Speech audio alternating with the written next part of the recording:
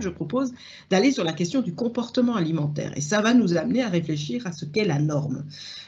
Nous allons ici ensuite parler du jeune enfant et de l'adolescent, parce que la question de l'enjeu psychologique est plutôt là qu'il se situe, dans la mesure où quand un trouble du comportement se déclenche, ne perdons pas de vue que c'est un comportement adaptatif.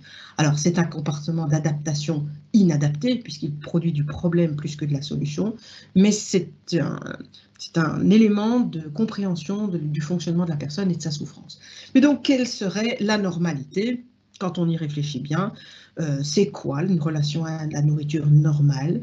Et je m'appuie pour ce faire sur une définition qui a été donnée par le docteur Gérard Apfeldopfer, qu'on retrouve beaucoup dans tout ce qui est la recherche sur la question de l'alimentation, l'anorexie, la boulimie, l'obésité. Il participe très régulièrement, il offre sa compétence dans les groupes GROW, sur la question de l'obésité. Mais donc, manger normalement, nous dit-il, c'est finalement faire des repas réguliers, c'est ne pas se priver et c'est aussi ne pas se sentir en proie à des impulsions alimentaires irrésistibles. Ça, c'est ce qu'il définit comme étant la norme. Je trouve qu'elle est assez juste, hein, cette définition, sinon je ne vous la partagerai pas. Alors, le jeune enfant, par jeune enfant, j'entends le nourrisson, le très jeune enfant, donc tout ce qui sera en dessous de 5 ans. Chez lui, on retrouve les coliques idiopathiques. Alors ça, c'est un débat. On entend beaucoup de discussions avec des personnes qui veulent à tout prix, enfin des spécialistes qui veulent à tout prix y mettre une donne purement somatique, alors que l'on comprend quand même pas mal de choses aujourd'hui sur le fait d'un impact davantage relationnel. Hein, et le trouble alimentaire, le plus souvent, c'est quand même aussi une question de relation. Comment l'identifier? Bien dans les coliques idiopathiques, pour ceux qui ont eu des enfants et qui ont peut-être vécu ces moments difficiles où l'enfant crie, où on le voit stressé, perturbé juste après un repas, il pleure, il gesticule, il est vraiment pas bien. On voit le visage, d'ailleurs l'image que j'ai utilisée pour l'illustration pourrait très bien être un enfant pris de coliques idiopathique. Et c'est vrai que la cause identifiée le plus souvent, c'est le sentiment d'insécurité. Et pourquoi on détermine ça comme étant la cause? Parce que dès qu'on apporte de la réassurance, dès qu'on parle, qu'on a une posture de nature à apaiser l'enfant, à lui ramener des éléments qui lui disent tu es en sécurité, la difficulté s'estompe, les cris s'apaisent, se diminuent, et donc l'enfant retrouve une certaine posture d'apaisement. On parle de massage aussi. Alors, est-ce que c'est l'effet purement du massage sur le bas du ventre, dans le sens des aiguilles d'une montre ou le sens inverse des aiguilles d'une montre? J'ai jamais très bien compris la chose, parce que je pense que je n'y mettais pas non plus l'intérêt nécessaire à comprendre dans quel sens il fallait tourner. Parce qu'en fonction du sens dans lequel on tourne, on laisse penser que le massage va faciliter la digestion. Or, de mon côté, j'ai toujours pensé que c'était davantage une question de contact, et le toucher est quelque chose d'ultra important. Le toucher amène une libération d'ocytocine, qui est une hormone qui apaise, et donc c'est important ce toucher. Et je pense que le massage apporte surtout cette qualité de contact peau à peau, qui est salutaire. Chez l'enfant, on retrouve aussi, mais on le retrouvera chez l'adulte aussi, hein, mais ça se remarquera davantage chez l'enfant, le méricisme, qui est une façon de garder la nourriture. Donc, c'est de la mastication, c'est vraiment faire comme les vaches. Ça mastique, et comme l'humain n'a finalement qu'un seul estomac, plutôt que de le faire passer dans les 3 estomacs qu'on pourrait faire passer pour une vache ou 4, je ne sais plus combien ils en ont, la nourriture va être bloquée à un moment dans la joue, elle va être maintenue. On observe à ce moment-là des enfants perdus, un regard vague dans le lointain, dans le vide. Et donc, on observe ça visiblement davantage chez les garçons que chez les filles. Parfois, ça entraîne un retard staturopondéral. L'enfant manque de tonicité, il est peut-être plus lent. Les causes sont pas forcément déterminées. Je continue à penser qu'on reste sur la question de la relation. Ça s'observe chez les enfants plutôt autour de 3 mois, 1 an. Et la réponse, elle revient dans la question du lien, si on regarde bien, c'est de materner. Donc en fait, quand on est, en tant que professionnel, quand on est contacté par une famille dans laquelle éventuellement un enfant a ce type de comportement alimentaire, c'est important d'aider le parent, de le rassurer quant à sa compétence à lui, à pouvoir rassurer l'enfant. Et c'est de faire de la pédagogie et de donner des éléments qui vont permettre à ses parents ou à ces adultes qui ont la charge de l'enfant de trouver les mots, les gestes qui vont pouvoir apaiser. Beaucoup de caresses, beaucoup d'affection, surtout du regard, parce que le regard et fuyant chez l'enfant qui pratique le méricisme. Et on va encore aborder aussi le pica. Le pica, qu'on retrouve chez les adultes aussi, hein, dans le secteur de la psychiatrie, c'est le fait d'ingérer tout et n'importe quoi, en quelque sorte, mais en tout cas sans dégoût. De la terre, des billes. Chez des personnes adultes, on observe parfois des choses très impressionnantes, des trombones, des clous, enfin des choses assez intéressantes sur le fait que la question, c'est mais comment ils font pour avaler? Parce que ce sont des choses qui peuvent en plus blesser. Alors, c'est difficile à distinguer le trouble pica d'un comportement presque normal chez un enfant en bas âge, parce que l'enfant porte tout à sa bouche, et pas forcément avec dégoût.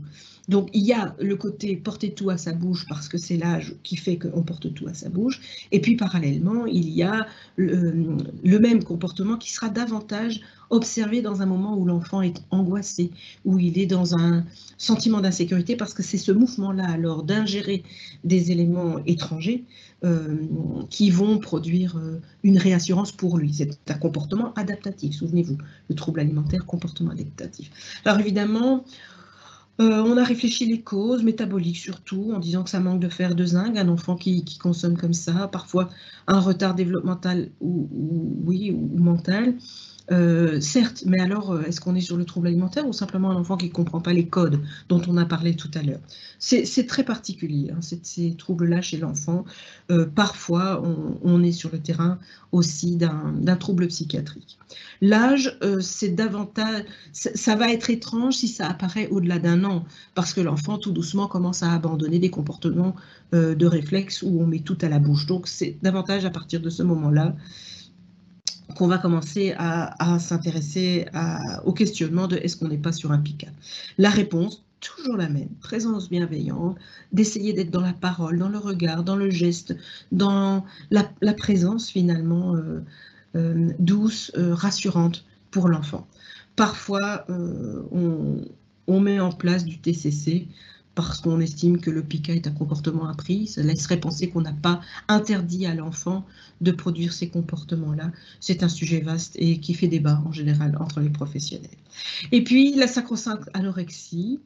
Je dis sacro-sainte parce que c'est un trouble auquel on s'intéresse toujours beaucoup parce qu'il est impressionnant, beaucoup plus qu'à la boulimie encore ou qu'à d'autres troubles réputés mineurs. D'ailleurs, on leur met l'étiquette mineure.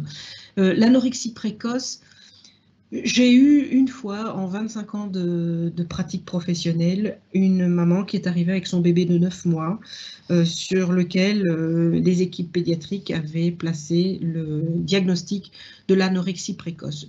Je suis en difficulté avec ce genre de diagnostic et par principe, hein, même si je parle aisément des troubles du comportement alimentaire, j'essaye simplement de me dire que c'est une souffrance, point, comportement adaptatif, point, et on fait quoi?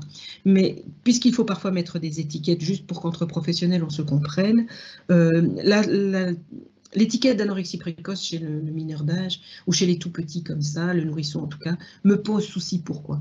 Parce que dans l'anorexie, chez l'ado, chez la personne adulte, on observe une volonté de ne pas prendre de poids, de chercher à perdre du poids. Donc il y a quelque chose de très conscient, même quand on est sur le volet mental. Je veux dire, dès qu'on y travaille un peu, on se rend compte qu'il y a quelque chose de l'ordre du désir de perdre du poids, de ne pas exister, de devenir transparent, d'être invisible, etc. Chez le nourrisson, la question c'est est-ce qu'il en est là? Par contre, dans l'expérience, l'unique expérience que j'ai pu avoir, mais le partage que j'ai pu vivre aussi par l'expérience d'autres professionnels, on revient quand même encore et toujours sur la question du lien.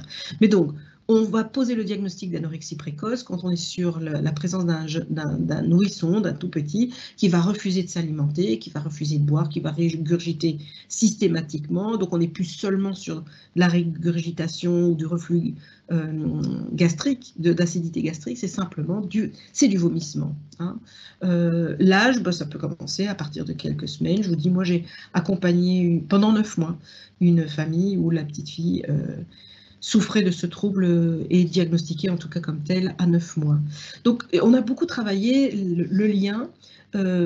Alors mère-enfant, parce que dans un premier temps c'est la maman qui est venue avec le bébé et assez souvent, grâce à Freud et d'autres psychanalystes, qui ont fait de très bonnes choses, mais qui ont aussi osé dire de grosses bêtises. On incrimine, et je mets bien le mot incriminer, on incrimine les mères. Mais j'ai toujours pour habitude de dire que si les mères font tellement de bêtises, c'est peut-être aussi parce que le père ne prend pas sa place, ou en tout cas n'intervient pas pour aider la maman à ne pas faire de bêtises ou à limiter les dégâts. Donc, dans cette situation que j'ai accompagnée personnellement, le père était très très peu présent, très occupé, indépendant, partir tôt, rentrer tard les week-ends, parce qu'il avait un métier qui tournait autour de l'événementiel, donc le samedi, le dimanche, l'été, très très très occupé, et le travail a consisté à ramener du père dans cette relation, de ramener un peu de triangle. C'était le premier enfant, hein. Entre-temps, la dame a eu un second bébé qui a fonctionné tout à fait normalement au niveau de la nourriture, et on a ramené le père. Et c'est vrai que plus le père prenait de la place dans le travail et plus on réussissait à l'amener à être présent dans le giron familial, plus la progression a pu être observée. D'abord, ça a été d'accepter de boire un peu d'eau, et puis un beau jour, ça a été une cuillère d'un yaourt, et puis un yaourt complet, le jour de son anniversaire, de ses 1 an notamment. Donc voilà, c'est quelque part toujours cette question du lien, de l'approche corporelle, de la présence physique, émotionnelle aussi, c'est important.